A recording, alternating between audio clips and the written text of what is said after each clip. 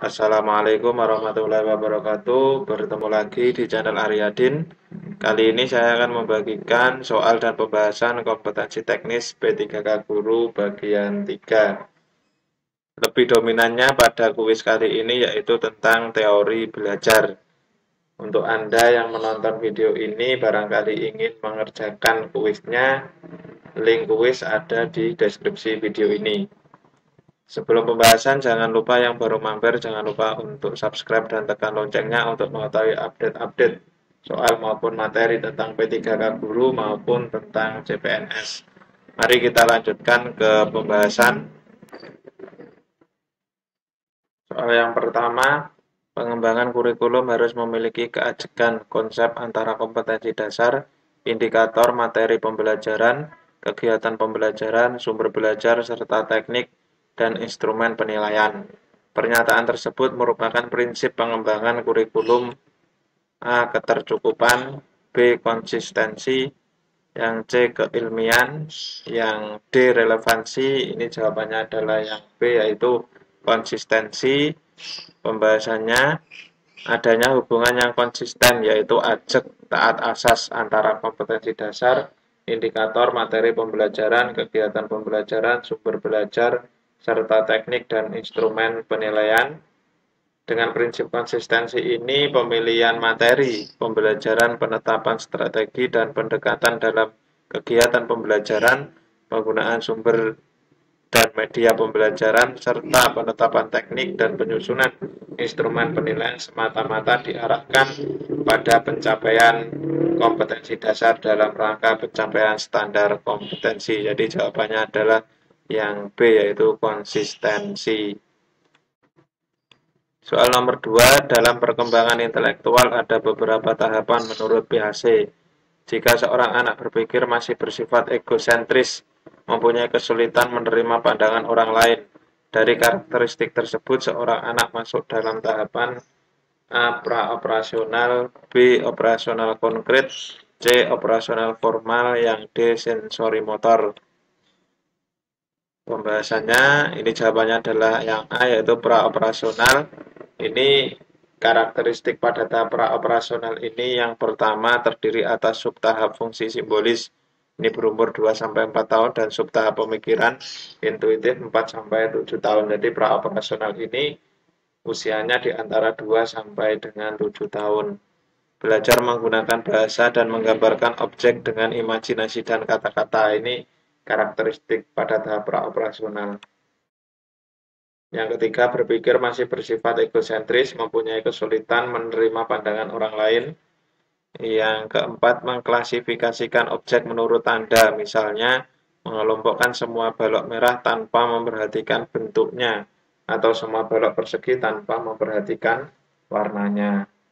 Ini merupakan karakteristik pada tahap praoperasional menurut tahapan menurut PHC. Soal nomor 3, hukum kesiapan, hukum latihan, dan hukum akibat merupakan hukum-hukum belajar yang dikemukakan oleh A. Skinner, B. Bandura, C. Pavlov, C. Thorndike. Jawabannya adalah yang D, yaitu Thorndike. Pembahasannya, Thorndike menemukan hukum-hukum belajar sebagai berikut. Yang pertama, hukum kesiapan atau law of readiness. Yang kedua, hukum latihan, law of exercise. Yang ketiga, hukum akibat, law of effect. Pada pelaksanaan pembelajaran dengan menggunakan teori belajar dari Thorndike adalah agar siswa menguasai materi tertentu, maka diawali dengan kesiapan siswa untuk belajar baik secara fisik maupun mental, misalnya dengan berdoa terlebih dahulu, kemudian disampaikan manfaat mempelajari materi tersebut, selanjutnya guru mulai menyampaikan materi pelajaran. Jadi pada teori belajar Thorndike ini lebih tepatnya yaitu persepsi, yaitu sebelum anak diajak belajar itu anak-anak harus benar-benar siap baik fisik maupun mental. Dengan cara yaitu untuk memfokuskannya berdoa atau memberi pertanyaan-pertanyaan kecil. Selanjutnya nanti kalau untuk lebih semangat, itu bisa diajari manfaat mempelajari materi tersebut untuk dunia nyata apa. Jadi itu anak akan lebih semangat. Soal nomor 4, dalam pembelajaran guru memberikan contoh bagaimana menyelesaikan sebuah soal. Setelah guru memberikan contoh, siswa mengerjakan soal yang serupa dengan soal yang dijadikan contoh. Dari ilustrasi tersebut, guru sudah menerapkan teori belajar yang dikemukakan oleh A. Skinner, B. Bandura, C. Pavlov, D. Thorndike. Jawabannya adalah yang B, yaitu teori Bandura. Teori yang dikemukakan oleh Bandura dikenal dengan teori kognitif sosial. Teori ini menonjolkan gagasan bahwa sebagian besar manusia belajar dalam sebuah lingkungan sosial. Dengan mengamati orang lain, manusia memperoleh pengetahuan, aturan-aturan, keterampilan-keterampilan, strategi-strategi, keyakinan, dan sikap. Individu melihat model atau contoh untuk mempelajari perilaku-perilaku yang dimodelkan. Kemudian ia bertindak dengan apa yang menjadi model dan contoh yang diamati. Ini biasanya kalau memberi soal matematika itu kan biasanya guru memberikan contoh di papan tulis dulu. Dan kemudian setelah dijelaskan, anak paham, guru memberikan soal yang sejenis, hanya berbeda angka atau sedikit ada kreativitas atau sedikit ada penambahan masalah. Nah, itu siswa disuruh untuk mengerjakan, berarti secara tidak langsung kita sudah melaksanakan atau menerapkan teori belajar Bandura ini, yaitu dengan cara peniruan atau mengamati orang lain, maka siswa akan bisa. Ini merupakan salah satu pengertian teori Bandura. Soal nomor 5, Pak Budi menyajikan gambar jeruk di papan tulis. Agar siswa memiliki gambaran dari objek dari pernyataan tersebut, Pak Budi menerapkan teori belajar Brunner pada tahap enaktif, B. Konik, yang C. Ikonik, yang D. Simbolik. Ini jadi Pak Budi ini menggambar beberapa jeruk di papan tulis agar siswa memiliki gambaran dari objek tersebut. Jawabannya adalah yang C. Ikonik. Nah, ini pada teori belajar Brunner ini dikenal ada 3 istilah, yaitu enaktif, ikonik, dan simbolik. Bukan ikonik ya, ikonik. Pada tahap enaktif ini, anak-anak di dalam belajarnya menggunakan atau memanipulasi objek-objek secara langsung. Jadi, kalau tentang penjumlahan ini, pada tahap enaktif, Pak Budi harusnya membawa jeruk asli sebanyak 3 dan 2, nanti ditambahkan menjadi 5. Pada tahap ikonik, yaitu sudah dalam bentuk gambar, yaitu gambar jeruknya. Kalau inaktif tadi jeruk aslinya, kalau ikonik itu dalam bentuk gambar. Pak Budi menggambar 3 buah jeruk, ditambah 2 buah jeruk, hasilnya ada 5 buah jeruk. Kalau pada tahap simbolik, ini tahap memanipulasi simbol-simbol secara langsung dan tidak lagi ada kaitannya dengan objek-objek. Jadi pada tahap simbolik ini anak sudah paham 3 tambah 2 itu 5 tanpa harus ada benda manipulatifnya atau benda aslinya. Jadi untuk membantu siswa memahami 3 tambah 2 sama dengan 5 itu, teori belajar Brunner ini ada 3 tahapan. Yang pertama membawa buah aslinya, itu contohnya jeruk. Yang kedua ikonik itu dalam bentuk gambar-gambar. Kalau simbolik itu sudah dalam bentuk simbol-simbol atau langsung angka.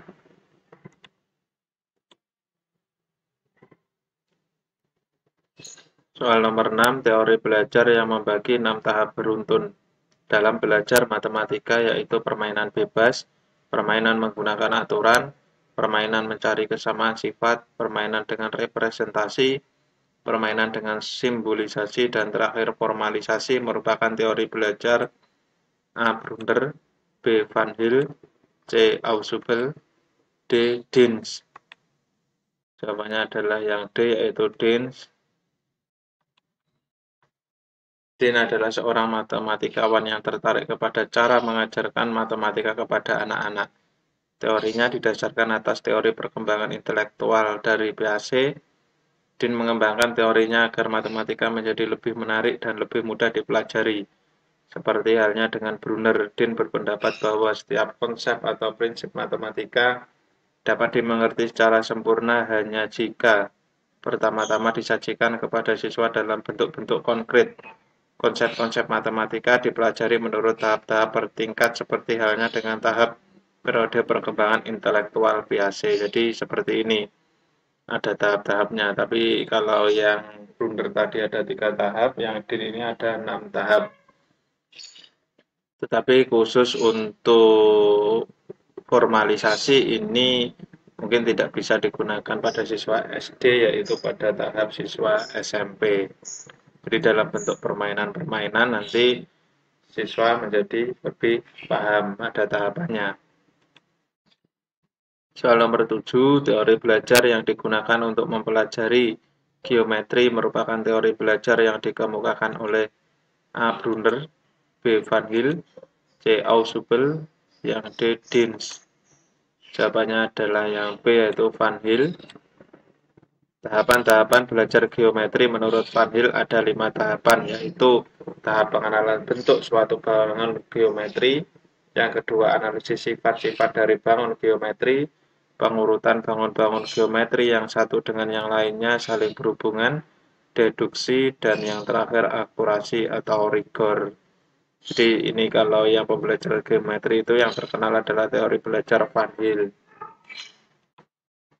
Soal nomor 8, menurut teori humanistik, tujuan belajar adalah untuk memanusiakan manusia, sehingga tujuan utama para pendidik adalah A. Membantu siswa belajar menjadi manusia dewasa, yang B. Membantu siswa belajar bagaimana menghargai manusia lain, C. Membantu siswa mengenal diri mereka sendiri sebagai manusia yang unik, yang D. Menjadikan dirinya menjadi manusia yang berguna bagi orang lain. Jawabannya adalah yang C, yaitu membantu siswa mengenal diri mereka sendiri sebagai manusia yang unik. Pembahasannya, teori belajar pada aliran humanisme ini berusaha memahami perilaku belajar dari sudut pandang pelakunya, bukan dari sudut pandang pengamatnya. Tujuan utama para pendidik adalah membantu siswa untuk mengembangkan dirinya, yaitu membantu masing-masing individu untuk mengenal diri mereka sendiri sebagai manusia yang unik dan membantu dalam mewujudkan potensi-potensi yang ada dalam diri mereka.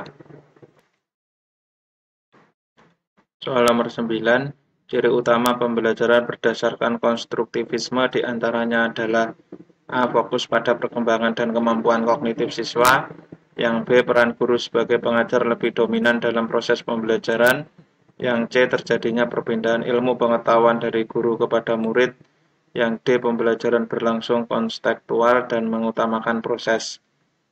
Jawabannya adalah yang D, atau pembelajarannya berlangsung kontekstual dan mengutamakan proses. Beberapa hal yang mendapat perhatian pembelajaran konstruktivistik yaitu yang pertama, pembelajarannya bersifat nyata dalam konteks yang relevan. Jadi ini. Yang kedua, mengutamakan proses. Yang ketiga, menanamkan pembelajaran dalam konteks pengalaman sosial. Yang keempat, pembelajaran dilakukan dalam upaya mengkonstruksi pengalaman. Jadi konstruksi itu kan yang membangun sendiri. Jadi anak harus pembelajaran langsung atau nyata dan mengutamakan proses, karena anak bisa memahami materi atau pelajaran itu jika anak tersebut membangun pemahamannya sendiri. Ini menurut teori belajar konstruktivisme. Soal nomor 10, aliran teori belajar yang memandang belajar adalah perubahan persepsi dan pemahaman adalah A. Behaviorisme, B. Kognitivisme, C. Konstruktivisme, yang D. Humanisme. Jawabannya adalah yang B, yaitu kognitivisme. Pembahasannya untuk yang behaviorisme ini lebih berkonsentrasi pada perubahan tingkah laku, yaitu dengan ini pemahaman behaviorisme ini cirinya yaitu adanya perubahan tingkah laku dari sebelum belajar dan sesudah itu ada perubahan tingkah laku. Ini menurut teori belajar behaviorisme. Kalau kognitivisme, belajar adalah perubahan persepsi dan pemahaman. Perubahan persepsi dan pemahaman tidak selalu berbentuk perubahan tingkah laku yang bisa diamati. Ya, jadi misalnya kalau untuk mata pelajaran matematika itu kan kadang untuk dunia nyata kan belum ada, nah itu tapi dia kan paham. Tidak harus ada perubahan tingkah laku karena kan tidak bisa diamati perubahan tingkah lakunya. Kalau untuk yang ilmu-ilmu seperti PKN yang lebih menekankan kepada karakter itu bisa. Selanjutnya, konstruktivisme didasarkan pada pernyataan bahwa kita semua membangun pengetahuan kita sendiri dari lingkungan untuk memperoleh pengalaman. Jadi, ini pengalaman didapat dari lingkungan sekitar atau dari pengalamannya sendiri. Itu karena kan konstruktivisme yang saya jelaskan tadi, ini membangun pengetahuannya sendiri. Dan yang terakhir, humanisme memandang bahwa belajar adalah usaha untuk memanusiakan manusia. Proses belajar dianggap berhasil jika si pelajar memahami lingkungannya dan dirinya sendiri. Jadi ini bisa memahami siapa saya dan lingkungannya. Lebih memanusiakan manusia. Ini teori belajar humanisme. Cukup sekian penjelasan untuk kuis kompetensi teknis kali ini. Tetap ikuti channel ini. Jangan lupa di-share. Ada kurang lebihnya saya mohon maaf. Terima kasih. Wassalamualaikum warahmatullahi wabarakatuh.